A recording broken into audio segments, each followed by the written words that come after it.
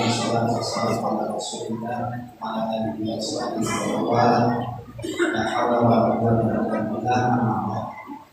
Hadirin rahimahullah, bisa menjadi perasaan berhala. Alhamdulillah, kita semua sama-sama hadir di dalam Allah Subhanahu wa taala. Kita melaksanakan ibadah sholat berjamaah, insyaallah dilanjutkan dengan sholat tarawih berjamaah. Hadirin rahimahullah, alhamdulillah kami bagian tugas menyampaikan materi pada awal ini. Kami selaku sudah berkomitmen dan konsekuensi untuk memenuhi aturannya, jadi jangan lewat dari organisasi. Jadi misalkan akan kurang dari 15 menit yang sesuai dengan judulnya, bahwa yang disampaikan adalah tutup begitu. Tapi rahmatullah, Allah Subhanahu wa taala berfirman di dalam surah An-Nisa ayat 59. A'udzu billahi minasyaitonir rajim. Bismillahirrahmanirrahim. Ma asabaka min hasanatin faminallah wa ma asabaka min sayyi'atin famin nafsik. Hadirin rahmatullah, ayat tersebut memberikan penegasan dari Allah Subhanahu wa taala kepada hambanya bahwa apa saja kenikmatan, kebaikan yang diterima oleh kita itu datangnya dari Allah Subhanahu wa taala. Dan apa saja keburukan, musibah, bencana yang diterima oleh kita itu adalah akibat pula dari kita sendiri. Jadi ini penegasan Allah Subhanahu wa taala. Jangan sampai salah. Misalnya kita kan sering berkali ketika kita ada kebaikan nikmat masalah, kita justru mengira bahwa itu hasil kerja keras kita, ataupun misalnya karena ilmu yang kita miliki. Tapi sebaliknya ketika ada bencana, ada musibah, baru itu disebutkan, oh itu takdir Allah. Jadi kita tidak adil pada Allah sendiri. Jadi kira-kira sekali, bahkan ada yang mungkin itu juga tersirat pada pikiran bapak-bapak. Ketika orang lain menerima rezeki ataupun kebaikan dari Allah Subhanahu wa taala, mungkin kadang-kadang kita bilang kalau nggak dengan saya mungkin tidak akan seperti ini. Jadi itu udah lebih dari kewenangan dari Allah Subhanahu wa taala.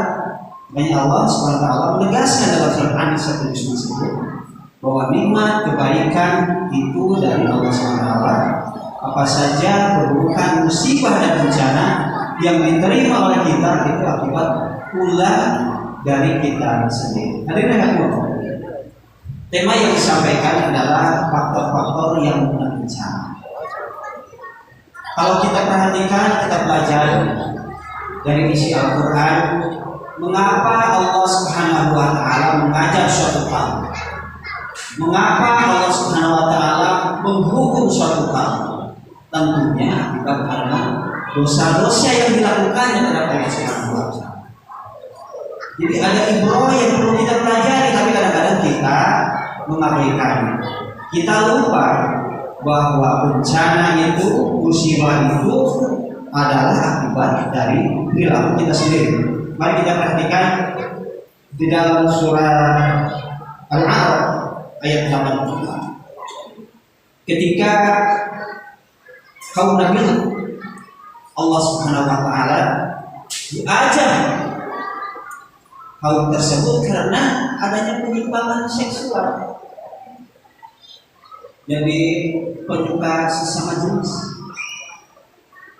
Dan itu Allah gambarkan di dalam surah Al-A'raf di ayat 80 sampai 84. Bahkan Allah SWT mengajarnya dengan adanya hujan batu dan kaum tersebut musnah.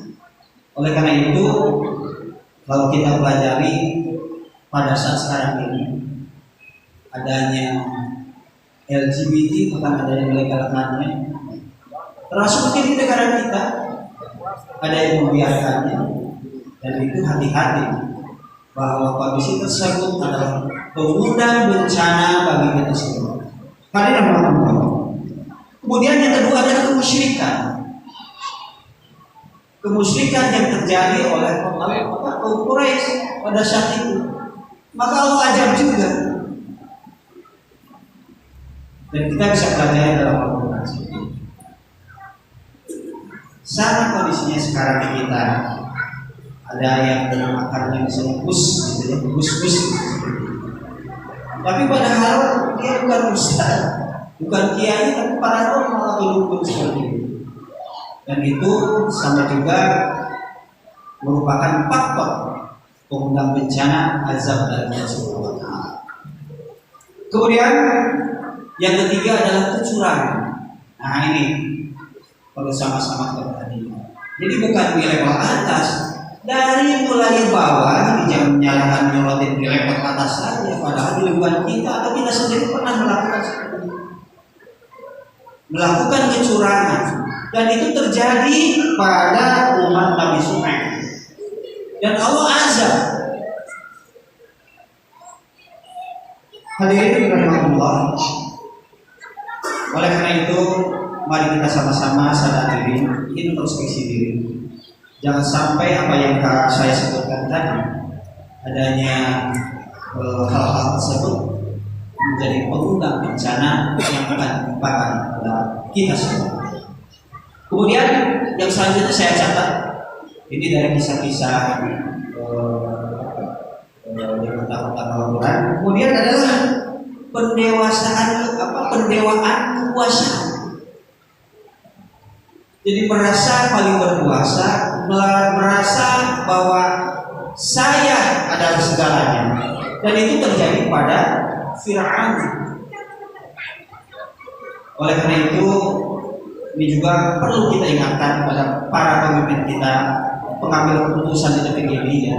Jangan sampai perbuatan seperti itu dari level bawah sampai level atas itu kita jaga bersama, tentunya dengan saling mengingatkan di antara kita semua. Dan yang kelima adalah pendewaan harta. Ketika sudah merasa bahwa saya yang paling kaya, dengan hartanya bisa mengendalikan sesuatu, dengan hartanya bisa menciptakan sesuatu, dan itu adalah faktor pengundang bencana juga. Dan ini terjadi pada Qarun.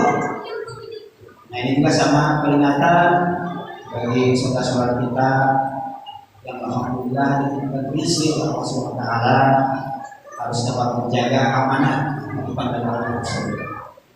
Dan yang terakhir adalah pendewaan profesi. Kita kenal dengan Haman, itu kaki tangan dari Fir'aun. Kalau Fir'aun itu tidak pintar, tidak cerdas, tetapi karena kaki tangannya Haman itu yang mengkondisikan, dan Fir'aun pernah merasa ragu dengan ketika klaimnya dia menyatakan sebagai Tuhan. Tetapi Haman terus mengarahkannya, terus kasih masukan, dan kita juga ada seperti itu. Jadi kaki tangan yang berada di lingkungan pusat kekuasaan, misalnya kalau di atas, kita juga misalnya kalau tingkat bawah yang ada di lingkungan dari para pemimpin kita, itu yang mempengaruhi bahwa dia yang paling bisa, dia yang bisa memberikan saran dan secara tidak langsung mengarahkan pada pimpinan kita untuk berbuat sesuatu. Itu faktor-faktor yang dapat bencana. Sekali lagi, mari kita coba menyadari diri kita juga banyak kekurangan, berintrospeksi diri agar musibah bencana baik secara langsung pada diri kita maupun terhadap masyarakat kita, negara kita tidak terjadi, dan Allah senantiasa melindungi kita bersama. Demikian yang dapat saya sampaikan. Saya kira kurang dari 7 menit ya. Bila ada, assalamualaikum warahmatullahi wabarakatuh.